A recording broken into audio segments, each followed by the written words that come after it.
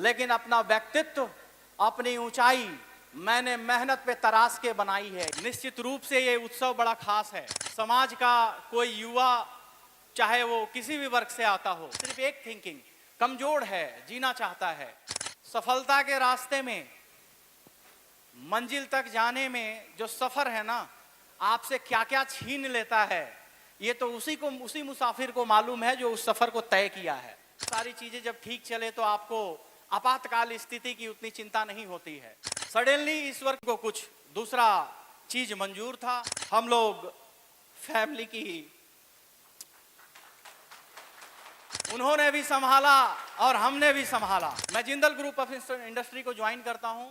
लगभग मेरी CTC 6 figure में मेरी इनकम उस समय थी। लाइफ से यही तो चाहते थे कि एक बढ़िया नौकरी, बढ़िया घर, बढ़िया नौकर, सारा कुछ हो गया। उन्होंने कहा कि साहब आपको ना एक बेंचमार्क बनना है। मैंने गवर्नमेंट जॉब को क्विट किया कि I decided to build my career in direct selling with Sleepius wellness. इस इंडस्ट्री को अगर मैं ज्वाइन करता हूं तो एक काम अधूरा रह गया है, तो साहब मैं समाज के बहुत सारे लोगों को रोजगार देने का भी माध्यम बन सकता हूं। फील्ड कोई भी रहा, जीत सुनिश्चित की है, तो रणजीत का मतलब भी जीत ही है। रण कोई ऐसा नहीं जिसे जीता नहीं जा सकता।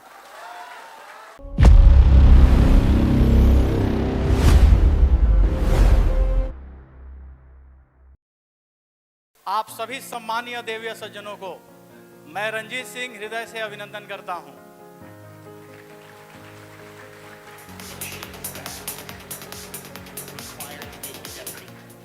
Thank you. दोस्तों, आज जिस उत्सव में शरीक हो रहे हैं, निश्चित रूप से ये उत्सव बड़ा खास है। खास इसलिए है कि आज आप साक्षात्कार करेंगे, आप मिलेंगे, आप विटनेस होंगे, आप एक्सपीरियंस करेंगे कि किस तरीके से समाज का कोई युवा, चाहे वो किसी भी वर्ग से आता हो, समाज का कोई युवा चाहे वो किसी भी पृष्ठभूमि से आता हो, समाज का कोई युवा या किसी भी एज का इंसान अगर मन में ये ठान ले कि साहब सफलता लेनी है, तो किस तरीके से आपको यहाँ पे डायरेक्ट सेलिंग और स्लीपियस वेलने में वो सफलता मिलती है, आप इससे साक्षात्कार करेंगे। दोस्तों, आज कारगिल दिवस भी है, हाँ या ना? कारगिल दिवस पाकिस्तान से जब हम लोग जीते थे कारगिल में, उसके लिए मनाया जाता है। और आज विजय उत्सव भी है। इस उत्सव में आप ये साक्षात्कार हो रहे हैं कि साहब एक बड़ी प्रोफाइल से आदमी भी आके सफल हो रहा है। आगे आप देखेंगे कि अलग अलग प्रोफाइल से लोग आके सफल हो रहे हैं। इसका मतलब ये जो विजय उत्सव है, ये आपको मैसेज दे रहा है कि अगर आप मेहनत कर गए तो एक डायलॉग आप देंगे कि साहब विरासत में मुझे क्या मिला ये तो मुझे एहसास नहीं, लेकिन अपना व्यक्तित्व, अपनी ऊंचाई मैंने मेहनत पे तराश के बनाई है, ये आप कहेंगे अगर इस विजय उत्सव को समझ लेते हैं तो। समझ पा रहे हैं? आज जो अचीवमेंट मुझे मिला है, इस अचीवमेंट को पाने में मैं ये मानता हूं कि बहुत सारी शक्तियों का, बहुत सारी विभूतियों का हाथ रहा है, योगदान रहा है। दोस्तों, मैं आपको अगर श्रृंखला की शुरुआत करूं तो सबसे पहले मैं कृतज्ञता दूंगा ईश्वर को, उसके बाद अपने माता पिता को, इस देश को जिसकी वजह से मेरा अस्तित्व है। इसके बाद अगर आप आगे बढ़ें तो मैं एट्रीब्यूट दूंगा डायरेक्ट सेलिंग इंडस्ट्री में सदी के महानायक के नाम से जाने जाने वाले श्री डॉक्टर संजीव कुमार सर, जिन्होंने इस महान प्लेटफॉर्म की रचना की। दोस्तों, मैं इसके साथ ही पूरी कंपनी मैनेजमेंट और मेरे जितने सीनियर अपलाइंस है, right from the Mahipal sir, Shiv Kumar sir, Vikas sir, Gyanendra Sharma sir, SP Rolta sir, Vinay sir, Om Prakash sir, मैं अपने सारे सीनियर मेंटर्स का हृदय से नमन करता हूं, धन्यवाद देता हूं कि समय समय पे सबका सहयोग मिलता रहा, डायरेक्शन मिलता रहा और हम लोग इस श्रृंखला में धीरे धीरे आगे बढ़ते रहें। लेकिन कहा जाता है ना कि साहब मंजिल को पूरा करने से ज्यादा जरूरी ये है यात्रा को समझना। तो दोस्तों, जब मैं यात्रा को समझ रहा था इस मंजिल को पाने के लिए, I am very grateful very humble कि साहब दो शख्सियत ऐसे मिले जिन्होंने मेरा प्रॉपर हैंड होल्डिंग सपोर्ट किया, मुझे प्रॉपर डायरेक्शन दिया, मार्गदर्शन दिया कि साहब आपको कब क्या कैसे करना है। मेरा सिर्फ रोल ये रहा कि उन दोनों विभूतियों की बातों को अक्षरशः मानने का प्रयास करना। और सबसे बड़ी बात मेरे लिए ये है कि मेरे ब्लैक डायमंड रिकॉग्निशन में वो दोनों विभूतियां आज मौजूद है। मैं बात कर रहा हूं मेरे हृदय के बड़े ही नजदीक, मेरे अपलाइन, मेरे मार्गदर्शक हमारे आदित्य सिंह सर की। मैं बात कर रहा हूं बहुत अच्छी एजुकेशन जिसने दी, वो विभूति भी आज यहां मौजूद हैं, श्री डॉक्टर अमित दुबे सर। एक बार जोरदार ताली होनी चाहिए। इसके बाद मैं कृतज्ञता व्यक्त करता हूं अपने परिवार की, अपनी फैमिली की, जिसने कम से कम मुझे छोड़ा कि ठीक है भाई तू काम कर ले। अदरवाइज बहुत सारी फैमिली है जहां काम करना चाहेंगे तो भी बंदिशें आ जाती है, लोग काम नहीं कर पाते हैं। मैं कृतज्ञता व्यक्त करता हूं मैं अपने माता पिता की, अपने भाई बहन की, अपनी वाइफ की, अपनी डॉटर की, जिन लोगों ने कम से कम अपना समय निकाल के मुझे फ्री रखा कि ठीक है बाकी हम लोग संभाल रहे हैं, तुम इसे संभाल लो। और उन्होंने भी संभाला और हमने भी संभाला, है ना। तो दोस्तों आगे चलते हैं। छोटी सी जर्नी आपके सामने रखता हूं, आशा करता हूं कि आपको बेहद पसंद आएगा।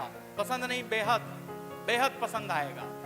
बताना ये चाहूंगा दोस्तों कि जर्नी की शुरुआत होती है, मैं बिहार के गोपालगंज जिले का रहने वाला हूं।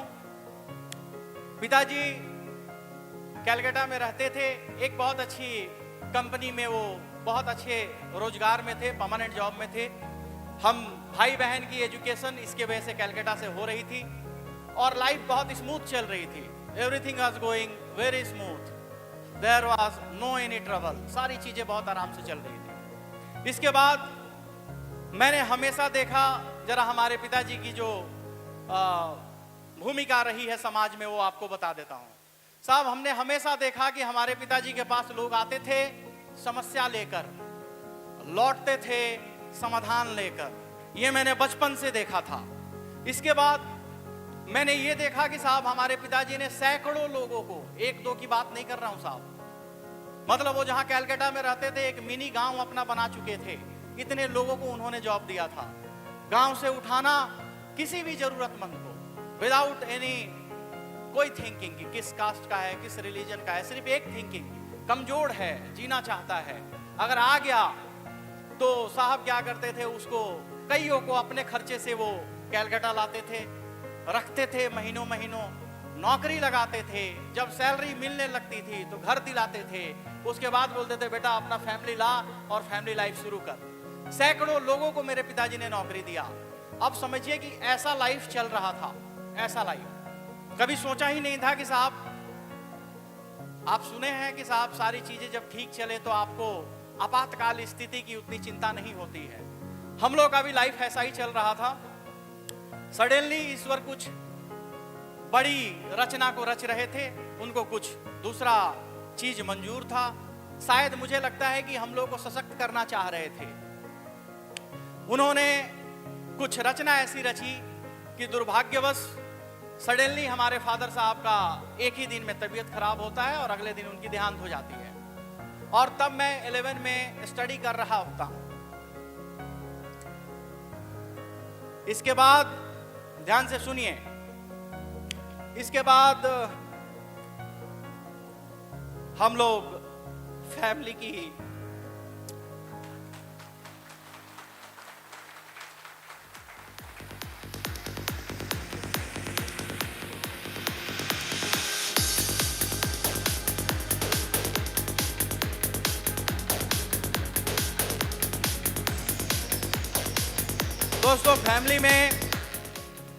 दोस्तों फैमिली में उतार चढ़ाव जरा सा आए, चैलेंजेस कुछ आई।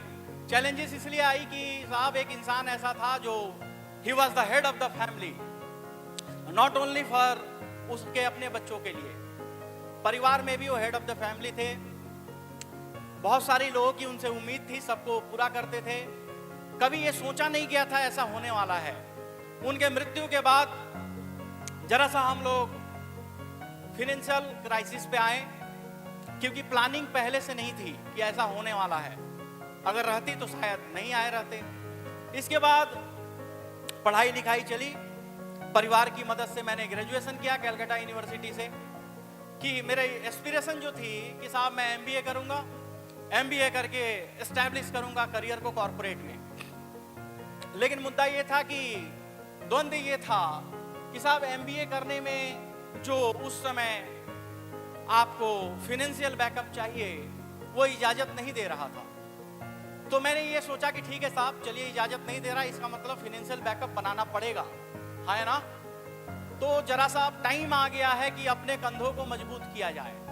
मैंने ऐसा सोचा, क्योंकि मैंने देखा था, समझ चुका था तब तक, कई सारे रूप मैंने कई सारे लोगों के देखे। किसी को अच्छा बुरा मेरा कहना, कोई टिप्पणी करना मुद्दा नहीं है। लोग अपनी स्थिति के अनुसार आपको मदद करते हैं। हो सकता है कि दुर्बल स्थिति के लोग इर्द गिर्द घिरे हुए थे तो मदद बहुत ज्यादा नहीं मिल नहीं पाया। तो साहब ये समझिए कि मैं ये समझ गया कि लोग सहारा कब तक आपको दे सकते हैं, या आपके फैमिली मेंबर भी कब तक सहारा दे सकता है, जब तक वो करने लायक है। इसके बाद मुझे ये समझ में आ गया कि साहब मुर्दे को भी लोग शमशान लेके जाते हैं, मुर्दे को भी शमशान लेके जाते हैं। तो साहब रास्ते में आपने देखा होगा कांधा बदलते हुए जाते हैं, हाँ या ना। हाँ, इसका मतलब मैं समझ चुका था कि मुर्दे में ये स्थिति है तो इस जिंदे में स्थिति यही रहेगी। मेरे दोस्त, अपने कंधे को मजबूत करना पड़ेगा। ये बात मुझे समझ में आ गई थी। समझ पा रहे हैं? मैंने एमबीए को सोचा कि रहने देते हैं, आगे नौकरी करते हैं। ईश्वर की कृपा थी, सेंट्रल गवर्नमेंट की एक नौकरी मिलती है, मुझे अच्छी नौकरी मिलती है। मैं नौकरी में चला जाता हूँ। Now the things are moving in right direction. चीजें ठीक हुई, पैसे आने लगे, मैं फैमिली को भी कंट्रीब्यूट करने लगा, मेरा भी स्टैंडर्ड ठीक हुआ। फिर मुझे लगा कि साहब उस सपने का क्या जो अधूरा रह गया, मुझे एमबीए करना था, छूट गया था कहीं। मैंने क्या किया कि साहब नौकरी के साथ साथ एमबीए किया, पहले अपने उस विश को पूरा किया। समझ पा रहे हैं? आप ध्यान से समझिएगा कि मैंने जो जो सोचा है उसको पूरा करने के लिए पूरा प्रयत्न किया है। अब मैंने उस विश को पूरा किया, आई डिड माई एमबीए। इसके बाद टाइम आ गया था मेरे उस सोच का कि मुझे कॉर्पोरेट में एस्टैब्लिश करना है कैरियर। मैंने इंटरव्यू दिया, अदानी में मेरा सिलेक्शन हुआ। मैं अदानी में कॉर्पोरेट रिलेशन अफसर बन के आता हूं। मैंने गवर्नमेंट जॉब को क्विट किया कि नहीं साहब, जो एस्पिरेशन था उसको पूरा करना है। मैं अदानी में आता हूं, वहां मैंने अच्छे से मेहनत की। अगेन मैंने एक कंपनी चेंज की, उषा मार्टिन लिमिटेड। यहाँ पे आप सुनते होंगे जो सरला बिरला यूनिवर्सिटी है, उसी ग्रुप की वो कंपनी है, उषा मार्टिन लिमिटेड। उसके बाद मैं लास्ट कंपनी चेंज करता हूँ, जिंदल ग्रुप ऑफ इंडस्ट्री। मैं जिंदल ग्रुप ऑफ इंडस्ट्री को ज्वाइन करता हूँ। और कहते हैं ना कि साहब पूरी ताकत से नौकरी करना। साहब फील्ड कोई रहा, आपको एक बात समझाता हूँ, इसको समझिएगा। फील्ड कोई रहा, चाहे पढ़ाई चाहे नौकरी, मेहनत साहब हम लोगों ने शरीर को बचा के नहीं किया है, पूरी झोंक के किया है। इसके बाद मैं जिंदल ग्रुप ऑफ इंडस्ट्री में आता हूँ, काम करते हैं हम लोग, और बहुत अच्छे सीटीसी पे मैं होता हूँ। लगभग मेरी सीटीसी 6 फिगर में मेरी इनकम उस समय थी, 2 लाख के आसपास, 25 लाख के आसपास मेरी ईयरली सीटीसी थी। In addition to that each and every amenities, flat, car, PSO, each and everything was there. सारी चीजें एकदम स्मूथ अगेन चल रही थी लाइफ में। और लगा कि साहब लाइफ से जो चाहते थे वो मिल ही तो गया, है ना। लाइफ से यही तो चाहते थे कि एक बढ़िया नौकरी, बढ़िया घर, बढ़िया नौकर, सारा कुछ हो गया। लेकिन मुद्दा ये नहीं था कि साहब हो गया, मुद्दा ये था कि वो कुछ और चाह रहे थे कि बेटा तुझे और ऊपर जाना है, यहाँ रुक मत। समझिएगा, आपके पास जो बिजनेस आया है ना, ये आपकी वजह से नहीं आया है। It is not your choice my dear friend. ये चॉइस है उनका, डिसीजन है उनका, तो आप इस प्रोफेशन में आए हैं। समझिएगा, मुझसे रिलेट कीजिए। साहब हुआ ऐसा कि स्लीपियस वेलनेस टकराती है हम लोगों को, और इसको हम लोग इसलिए रूबरू होते हैं इससे कि घर में एक मेडिकल ट्रबल चल रहा था, और मेडिकल ट्रबल 7-8 साल से हम लोग दिखा रहे थे। माइग्रेन की पीड़ा थी, वो ठीक नहीं हो रही थी। हर मन से मैं इसको साझा करता हूँ। यहाँ आयुर्वेद में मेरे एक बहुत ही मेंटर हैं, बड़े क्लोज मेंटर हैं, उन्होंने सलाह दिया कि रंजीत आयुर्वेद यूज करके इस प्रॉब्लम को दूर कर सकते हैं। मैंने उनकी बातों को माना, आयुर्वेद यूज किया। 4 महीने के बाद माइग्रेन खत्म हो चुका था, जिस भी सदस्य को घर में था। अब खत्म होने के बाद then I got the trust कि साहब आयुर्वेद से इतना बड़ा काम हो सकता है। इसके बाद हम लोगों ने लोगों को यूं ही, जो कलीग थे उनको यूं ही बताना शुरू कर दिया कि ठीक है भाई, आपको ट्रबल है इंडस्ट्री में, किसी को अस्थमा है, किसी को बीपी है, किसी को आर्थराइटिस है, माइग्रेन है। हम लोगों ने यूं ही बताना शुरू कर दिया, you should try at least once Ayurveda. और वो लोग जब स्लीपियस का आयुर्वेद लेते हैं तो कईयों ने ये कहा कि साहब इसके यूज से ना मुझे बहुत सकारात्मक रिजल्ट मिले हैं। तो ये तो मुद्दा था प्रोडक्ट यूज का, लेकिन मैंने ये डिसीजन अभी नहीं लिया था कि साहब मैं यहाँ करियर बनाऊंगा। समझिएगा, मैं डिसीजन ये नहीं ले पाया था कि करियर बनाऊंगा। एक दिन जिस तरीके से आज आप समारोह में आए हुए हैं, ये मेरा समारोह है ब्लैक डायमंड सेलिब्रेशन, और मेरे कई साथियों का समारोह है। इसी तरीके से मुझे गुरुदेव आदित्य सिंह सर का फोन आता है, वो मुझे सजेस्ट करते हैं, क्योंकि उस समय हम लोगों की नई जान पहचान थी, कि साहब आपको दिल्ली आना है। दिल्ली, हमने कहा किस लिए? वहाँ एक ब्लैक डायमंड सेलिब्रेशन है, आपको वहाँ आना है। ठीक है साहब, आते हैं। I taken air ticket and went to Delhi. वहाँ पे हम लोग पहुँचते हैं तालकटोरा स्टेडियम। वहाँ एक ब्लैक डायमंड सेलिब्रेशन चल रहा था, ध्यान से सुनिएगा। ब्लैक डायमंड सेलिब्रेशन चल रहा था, और ब्लैक डायमंड सेलिब्रेशन चल रहा था, उसमें ना एक युवा जो है मंच पे गए, और मंच पे जाने के बाद जिस तरीके से अभी आपने मेरा वेलकम देखा, उससे अच्छा वेलकम सर का हो रहा था। और जो युवा मंच पे गए, जाने के बाद मैंने देखा कि उनका एज कम है, मैंने ये देखा कि उनका एजुकेशन बहुत अच्छा है, मैंने ये देखा कि वो उनकी पृष्ठभूमि मध्यम वर्गीय फैमिली से है, और वो युवा जो जिस तरीके से बता रहे थे कि साहब यहाँ लाइफ एस्टेब्लिश किया जा सकता है। मैंने मेडिकल को छोड़ के डायरेक्ट सेलिंग को किया, वो बता रहे थे और मैं सुन रहा था। और मुझे एक बात उस समय समझ में आई, ध्यान से समझिएगा, ये मेरा कारण था कि साहब इस इंडस्ट्री को अगर मैं ज्वाइन करता हूं तो एक काम अधूरा रह गया है। अधूरा क्या था? पिताजी ने सैकड़ों लोगों को जॉब दी थी, मैंने कुछ लोगों को दिया था अपनी एम्प्लॉय के कैपेसिटी में जितना हो सकता था। लेकिन मैंने देखा कि साहब इस मामले में मैं, हालांकि मैं उनसे प्रतिस्पर्धा करना भी नहीं चाहता हूं, वो तो बहुत बड़े इंसान रहे, लेकिन मैंने ये सोचा कि नहीं साहब, उन्होंने बहुत लोगों को जॉब दिया है।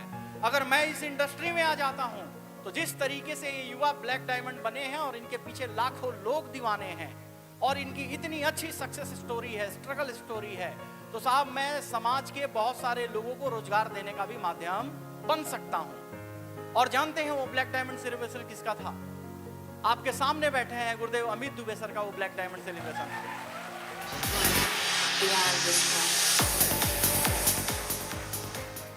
That was the moment, that was the single moment. वो एक ऐसा क्षण था कि I decided to build my career in direct selling with Asclepius Wellness. वही दिन था जिस दिन मैंने डिसाइड किया कि साहब कैरियर बिल्ड करेंगे। अब बिल्ड करने उतरे, और अच्छा डिसाइड ही नहीं किया। मेरे साथ ना मेरे एक साथी थे संतोष कुमार जी, मेरे मित्र हैं, अभी आएंगे, डायमंड सेलिब्रेशन होगा। मैंने उनको ये कहा, डायलॉग सुनिए, कि तेरा भाई ये बनेगा, इतना ही कहा था मैंने, और ये बन चुका है। समझ पा रहे हैं? समझ पा रहे हैं? तो दोस्तों मुद्दा ये है कि ये आने की बात थी, लेकिन साहब ये यूं ही नहीं हो गया। कहते हैं एक और बात कि साहब सफलता के रास्ते में, मंजिल तक जाने में जो सफर है ना, आपसे क्या क्या छीन लेता है, ये तो उसी मुसाफिर को मालूम है जो उस सफर को तय किया है। साहब मैंने डिसीजन लिया कि मुझे करना है, और मैं आता हूं करने के लिए। मैं फिलहाल पार्ट टाइम में स्टार्ट करता हूं, एमरल्ड लेवल पे पहुंचता हूं, लेकिन चूंकि मैं पार्ट टाइम कर रहा था, मैं किसी दूसरे शहर में था, मैं रांची आता था, धनबाद आता था, झरिया जाता था, अलग अलग जगहों पे जाता था, सैटरडे संडे जिस दिन मेरा छुट्टी होता था, और मैं काम करता था। लेकिन क्या होता था कि टीमें बनती थी और मैं था नहीं फुल टाइम, टीम में दूसरे कोई फुल टाइमर नहीं थे। इसकी वजह से क्या होता था कि टीम साहब आगे चल नहीं पा रही थी, सेल आ रहा था, टीम नहीं चल पा रही थी। अगेन एक टर्निंग पॉइंट आया फिर मेरे दोनों मार्गदर्शक ने मुझे एक सजेशन दिया कि साहब आपको ना फुल टाइम आना चाहिए। मैंने मुस्कुराते हुए पूछा, सर आप श्योर हैं मुझे फुल टाइम आना चाहिए? कि साहब मैं 2 लाख रुपए कमा रहा हूं और मेरी वीकली चेक है स्लीपियस वेलनेस में 2000। समझ पा रहे हैं? और आप बोल रहे हैं मुझे फुल टाइम आना चाहिए। उन्होंने जवाब दिया, हाँ आप ही को बोल रहे हैं फुल टाइम आना चाहिए। मैंने पूछा क्यों क्यों, रीजन क्या है? उन्होंने कहा कि साहब आपको ना एक बेंचमार्क बनना है, एक बेंचमार्क बनना है कि साहब मैं उतने बड़े जॉब को छोड़ के परमानेंट डिसीजन लेके टीम बनाने आया हूं, इतना कर दीजिए टीम बन जाएगी। और गवाह आप सभी हैं, मैंने बस इतना ही किया था और टीम बनी या नहीं बनी, हाँ या ना? साहब मैं डिसीजन लेता हूं, आई क्विट माई जॉब, और वो भी छोटी मोटी नहीं मेरे दोस्त, मैंने कहा हाईली स्टेबल, हाईली पेइंग, और आप समझे कि मैं कैरियर की सबसे प्रकाष्ठा पे उस समय बैठा हुआ था, सारी सुख सुविधाओं के साथ। और अब मैं करता हूं नौकरी को रिजाइन, इस पारी को खेलने के लिए, डायरेक्ट सेलिंग की पारी को खेलने के लिए। मैं आता हूं साहब, काम शुरू होता है, और ये चीजें इतनी आसान नहीं थी। आपको लग रहा है कि साहब आप मेहनत करते हैं, आप जिस तरीके से प्लान देने जा रहे हैं, जिस तरीके से फॉलो अप देने जा रहे हैं, सेम तरीके से इस इंसान ने भी किया है।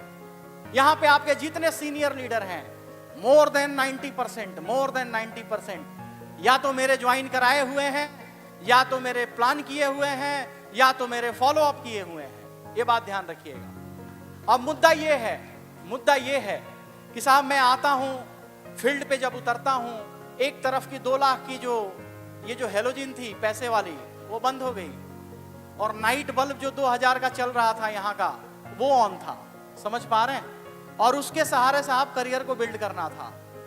मुद्दा ये नहीं है कि साहब मैंने अकेले कर लिया, इस बीच कई बार ऐसा आया, मेरी एक्सपेंसेस जो थी साहब, मैं जिस लाइफ को जी रहा था, अगर मैं उससे जाता नीचे तो मैं टूट जाता, बिकॉज मैं अपने स्टैंडर्ड को कॉम्प्रोमाइज नहीं कर सकता था। मतलब मुझे जीने के लिए कम से कम साहब 70 से 80 हजार चाहिए थे हर महीने। इसके बाद व्यवसाय करने के लिए मुझे फिर से चाहिए थे तकरीबन 60 से 70 हजार रुपए, और इनकम जो था साहब वो लगभग 2000 एवरी वीक।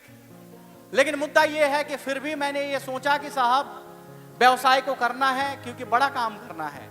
एक दिन जरा निराश हुआ कि साहब ये 1.5-2 लाख रुपए खर्च हो रहे हैं हर महीने, मेरी सेविंग खर्च हो रही है, और यहां से इनकम उतना नहीं है। तब मुझे आदित्य सर ने बताया एक बात जो आपको कैरी करके जाना चाहिए। आदित्य सर ने बताया कि रंजीत जी ये ठीक है आप कर रहे हैं, धंधे का एक नियम है, धंधा पहले बनता है, फिर चलता है, फिर पैसे देता है। अभी आप धंधा बना रहे हैं। मैं समझ गया कि साहब ये टेक्निक ठीक है, मैं धंधा बना रहा हूं, जो खर्च है या जो मेहनत है वो मुझे करना है। मैं करता गया, धीरे धीरे चीजें आगे बढ़ी। कई बार तनाव आए, बिकॉज मैं उस समय आदित्य सर के बाद फील्ड पे भागने वाला अकेला अपलाइन था। जहां जहां सर ने बताया, आप लोग बोलते हैं 2 लेग, 1 लेग, आधा लेग मैंने अपना 2 तो छोड़ ही दीजिए साहब, टीम के कईयों के 2 पे काम किया है। समझ पा रहे हैं मेरी बात? समझ पा रहे हैं? साहब ने कहा कि साहब ऐसे वो बिल्ड कीजिए, है ना। भागना शुरू हुआ, Bihar Sharif, Rajgir, Dhanbad, Jharia, so many cities, Patna, Ara, और बहुत सारी सिटीज है साहब। हमारा बांका है, गोड्डा है, भागलपुर है, रांची है, अंबिकापुर है। मतलब आप समझे कि लगभग 25 सिटी को मैंने जाके पर्सनली बिल्ड किया है, जो आज खड़ा है। इसका मतलब कई और सिटीज में मैं गया होऊंगा, हाँ या ना। कहते हैं ना कि कबीर कुआं एक है, पानी भरे अनेक, बर्तन में ही भेद है, पानी सब में एक। समझ पा रहे हैं? 50 शहर में गया होऊंगा तो 25 शहर खड़ा हुआ होगा। समझ पा रहे हैं? और आज वो 25 शहर इतना मजबूत है कि आज नहीं भी जाते हैं तो वहां के लीडर काम करते हैं और चीजें बहुत व्यवस्थित ढंग से चल रही है। समझ पा रहे हैं? तो दोस्तों मैं ये बता रहा था कि साहब जब परेशानियां आई, अगेन चैलेंजेस आ रहे थे कि साहब इस लोकेशन पे जाना है, यहाँ जाना है, यहाँ जाना है, यहाँ जाना है। एक लेग बहुत आगे निकल गया, इतना स्टेबल हो गया कि उसी को मैं टाइम पूरा नहीं कर पा रहा था, और इतने लोग आ गए। फिर आगे चल के मेरे कुछ साथी फुल टाइम आए मुझे देख के कि नहीं, जब सर ये डिसीजन ले सकते हैं तो व्हाई नॉट वी। 2 साथी मेरे फुल टाइम आए, मुझे अब जरा समय मिलना शुरू हुआ। फिर मेरे मार्गदर्शकों ने डिसाइड किया कि साहब अब आपको ना दूसरी टीम को खींचिए। हाँ है ना, दूसरी टीम को मैंने खींचना शुरू किया। समझिएगा, पहले 3 साल में, ध्यान से समझिएगा, पहले 3 साल में मेरी इनकम जो थी वो स्लीपियस वेलनेस से थी 3,46,000। 3 साल में 3,46,000, समझ पा रहे हैं। चौथे साल में 60 लाख, 5वें साल में 2 करोड़, समझ पा रहे हैं। ये पैटर्न रहा मेरे काम करने का। मैंने कभी भी ये नहीं कहा कि साहब इतनी टीमों को मैं बिल्ड क्यों करूं, मैं ज्यादा मेहनत क्यों करूं। मैंने ये समझा कि ईश्वर ने बेटा काम दिया है, काम करो। लोग काम के तलाश में हैं और उन्हें काम नहीं मिल रहा है, समझ पा रहे हैं। लेकिन हाँ, इस बीच जो चैलेंजेस रहे एक बार मैं आपसे और साझा कर देता हूं। चैलेंजेस बहुत हाई क्लास के रहे। हाई क्लास के क्यों? आज आपके नजदीक आपके अप्लायंस हैं, है ना। ऐसा नहीं कि मेरे नजदीक नहीं थे, लेकिन गुरुदेव बनारस में थे, अपलाइन की तो जरूरत मुझे भी थी। और गुरुदेव दिल्ली में थे, अपलाइन की जरूरत मुझे भी थी। और साहब मैं था इस पूरी टीम का अपलाइन। इस जो टीम बैठी है, इस पूरी टीम का अपलाइन मैं था। लेकिन मुझे भी तो कभी ना कभी जरूरत पड़ती है ना, स्ट्रगल फेज है। और उस समय ना मैं सबसे ज्यादा टेक्निक अपनाता था कि मैं जरा चुप हो जाया करता था, सोचता था क्या मंथन किया जाए, है ना। और मेरे चुप रहने की अंदाज को वो पहचानता है और मुझे क्या चाहिए तो वो जानता है, समझ पा रहे हैं। तो साहब बहुत सारी चीजें जो हैं ईश्वर सॉल्व करते गए। लेकिन अपने डाउनलाइन में किसी को चाहे वो एसएओ का हो चाहे एसजीओ का हो, कोई डाउनलाइन ये नहीं बोल सकता है कि रंजीत सर को मैंने डिमोटिवेटेड देखा, रंजीत सर को मैंने देखा करियर के परिचित चिंता करते हुए।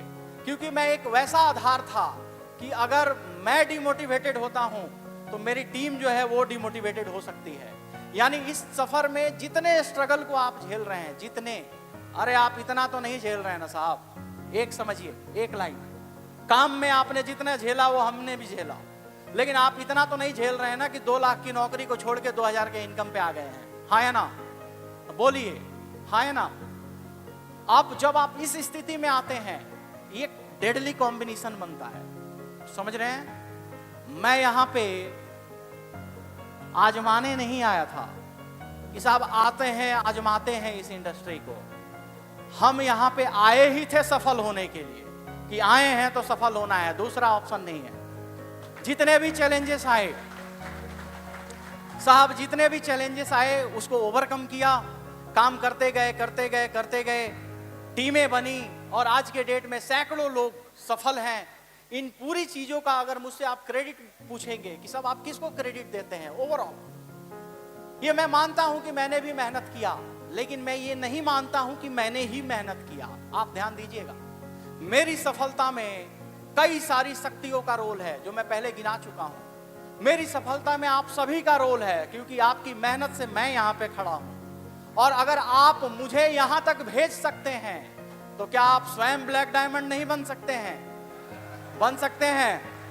यानी याद ये रखिएगा, आप लोगों की वजह से, अपने मार्गदर्शक की वजह से, अपनी टीम, फैमिली और ऊपर वाले ईश्वर की वजह से रंजीत सिंह सफल हुआ है।